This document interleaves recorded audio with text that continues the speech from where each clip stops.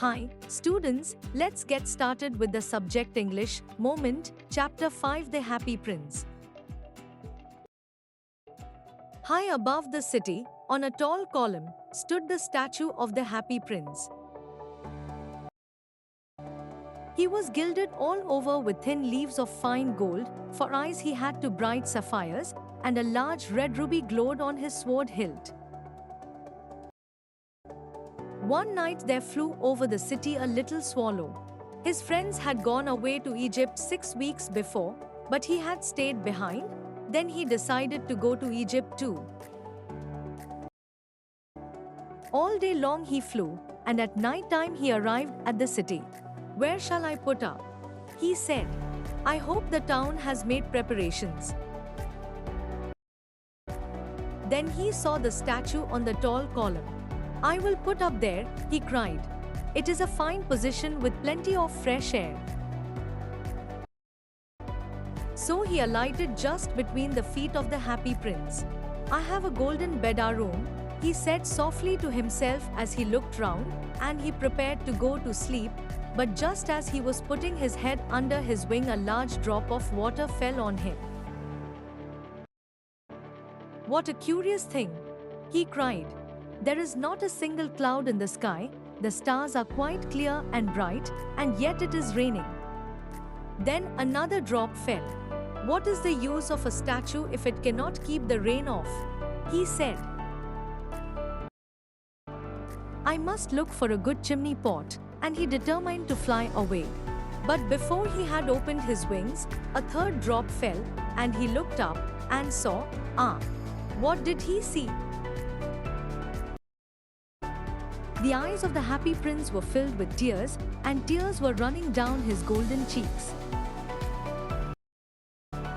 His face was so beautiful in the moonlight that the little swallow was filled with pity. "Who are you?" he said. "I am the Happy Prince." "Why are you weeping then?" asked the swallow. "You have quite drenched me." "When I was alive and had a human heart," answered the statue, "I did not know what tears were, for I lived in the palace, where sorrow is not allowed to enter. My courtiers called me the Happy Prince, and happy indeed I was. So I lived, and so I died. And now that I am dead, they have set me up here so high that I can see the ugliness and all the misery of my city, and though my heart is made of lead, yet I cannot choose but weep." "What? Is he not solid gold?" said the swallow to himself. He was too polite to make any personal remarks. "Far away," continued the statue in a low musical voice, "far away in a little street there is a poor house. One of the windows is open, and through it I can see a woman seated at a table. Her face is thin and worn, and she has coarse, red hands, all pricked by the needle, for she is a seamstress. She is embroidering flowers on a sateen gown for the loveliest of the Queen's maids of honor, to wear at the next court ball. In a bed in the corner of the room her little boy is lying ill. He has a fever, and is asking his mother to give him oranges. His mother has nothing to give him but river water, so he is crying. Swallow, swallow, little swallow, will you not bring her the ruby out of my sword hilt? My feet are fastened to this pedestal, and I cannot move," prepared to go to sleep, but just as he was putting his head under his wing, a large drop of water fell on him. "What a curious thing!" he cried. "There is not a single cloud in the sky, the stars are quite clear and bright, and yet it is raining." Then another drop fell. "What is the use of a statue if it cannot keep the rain off?" he said. "I must look for a good chimney pot," and he determined to fly away. But before he had opened his wings, a third drop fell, and he looked up and saw, what did he see? The eyes of the Happy Prince were filled with tears, and tears were running down his golden cheeks. His face was so beautiful in the moonlight that the little swallow was filled with pity. "Who are you?" he said. "I am the happy prince." "Why are you weeping then?" asked the swallow. "You have quite drenched me." "When I was alive and had a human heart," answered the statue, "I did not know what tears were, for I lived in the palace, where sorrow is not allowed to enter. My courtiers called me the happy prince, and happy indeed I was. So I lived, and so I died. And now that I am dead, they have set me up here so high that I can see the ugliness and all the misery of my city, and though my heart is made of lead, yet I cannot choose but weep." "What? Is he not solid gold?" said the swallow to himself. He was too polite to make any personal remarks. "Far away," continued the statue in a low musical voice, "far away in a little street there is a poor house. One of the windows is open, and through it I can see a woman seated at a table. Her face is thin and worn, and she has coarse, red hands, all pricked by the needle, for she is a seamstress. She is embroidering flowers on a sateen gown for the loveliest of the Queen's maids of honor, to wear at the next court ball. In a bed in the corner of the room her little boy is lying ill. He has a fever, and is asking his mother to give him oranges. His mother has nothing to give him but river water, so he is crying. Swallow, swallow, little swallow, will you not bring her the ruby out of my sword hilt? My feet are fastened to this pedestal and I cannot move, spirits at the prospect." He visited all the monuments and sat a long time on top of the church steeple. When the moon rose, he flew back to the happy prince. "Have you any commissions for Egypt?" he cried. "I am just starting." "Swallow, swallow, little swallow," said the prince, "will you stay with me one night longer?" "I am waited for in Egypt," answered the swallow.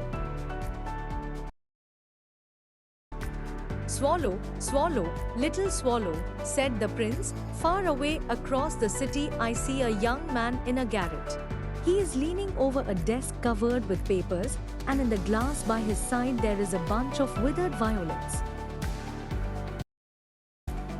His hair is brown and crisp, and his lips are red as a pomegranate, and he has large and dreamy eyes.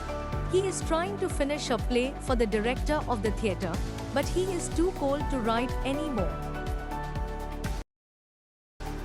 There is no fire in the grate, and hunger has made him faint.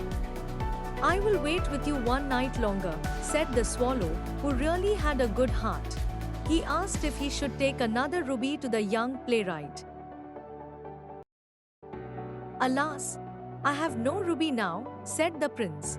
"My eyes are all that I have left. They are made of rare sapphires, which were brought out of India 1,000 years ago."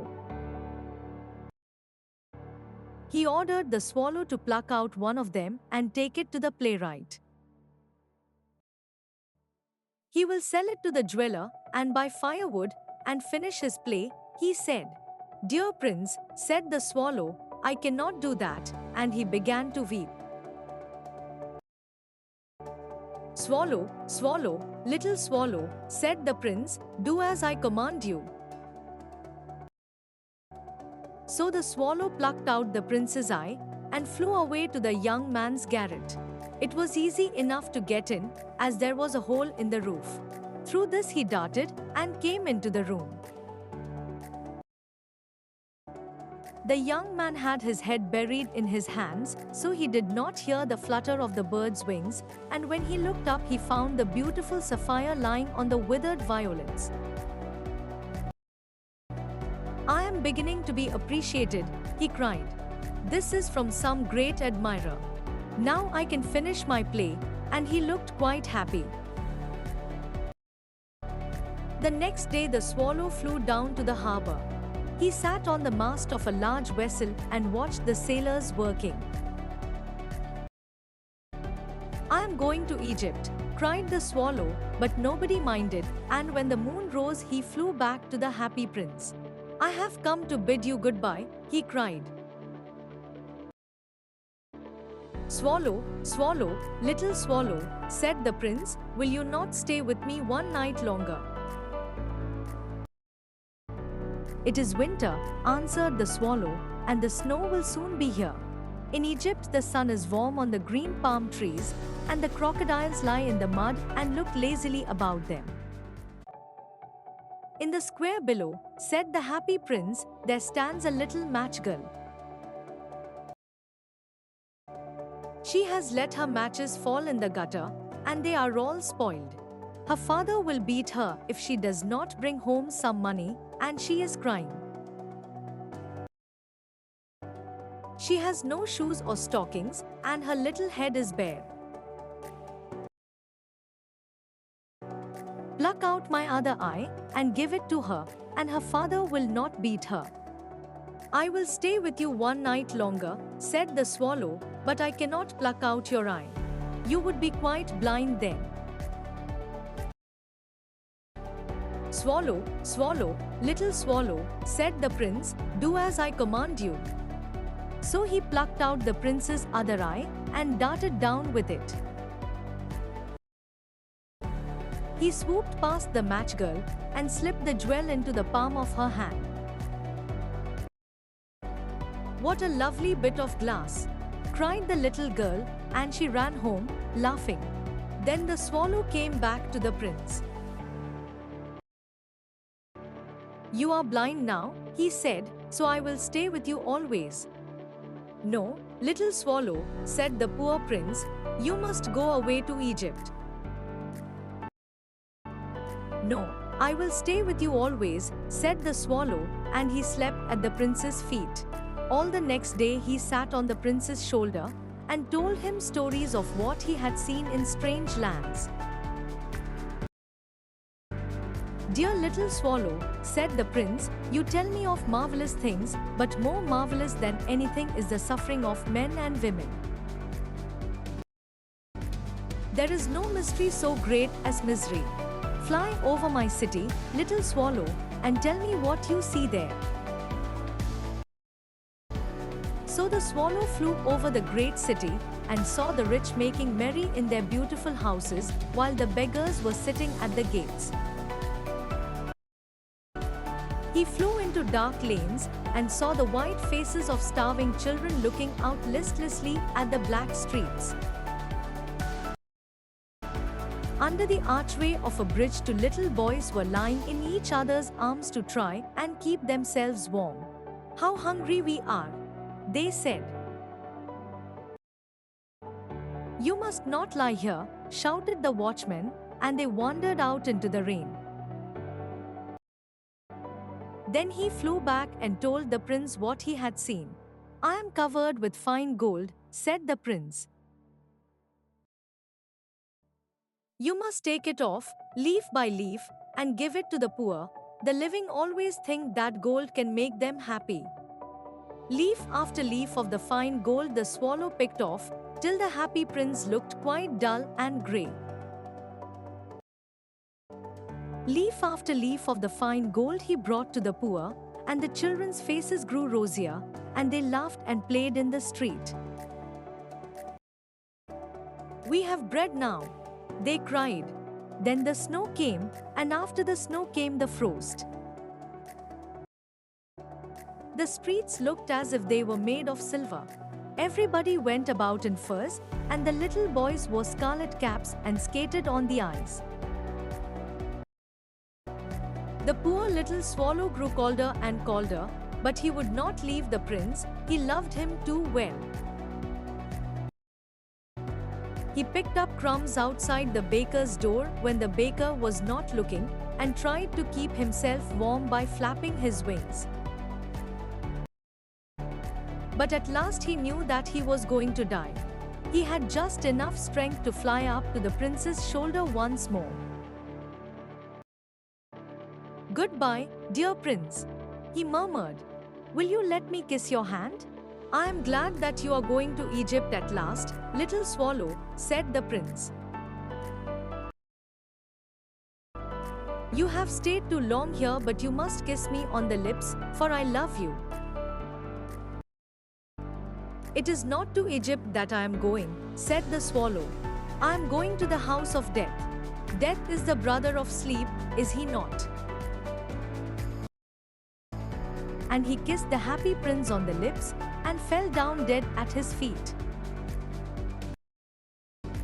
At that moment, a curious crack sounded inside the statue, as if something had broken. The fact is that the leaden heart had snapped right in two. It certainly was a dreadfully hard frost.